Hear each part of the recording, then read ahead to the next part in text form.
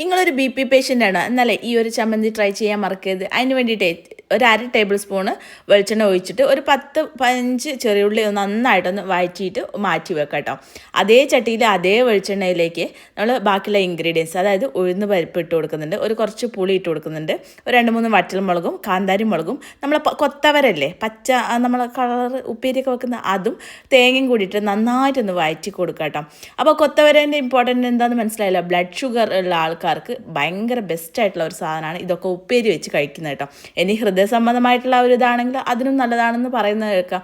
അപ്പോൾ അതൊന്ന് ഈ ചമ്മന്തി പരുവത്തിലൊന്ന് ക്രഷ് ചെയ്തെടുക്കുക. ഇനി അവസാനമായിട്ട് നമ്മൾ ആ ചെറിയുള്ളി വഴറ്റിയില്ലേ അതും കൂടി അതിലേക്ക് ഇട്ട് കൊടുക്കുക കേട്ടോ. എന്നിട്ട് ഒന്ന് ചെറുതായിട്ടൊന്ന് പൾസ് ചെയ്ത് കൊടുത്തിട്ടുണ്ടെങ്കിൽ സംഭവം റെഡി. ഉപ്പ് ഞാൻ തേങ്ങയിൽ തന്നെ ഇട്ടിട്ടുണ്ട്. ഇനി ഉപ്പിട്ടില്ല എന്നുള്ള പരാതിയായിട്ട് വരണ്ട.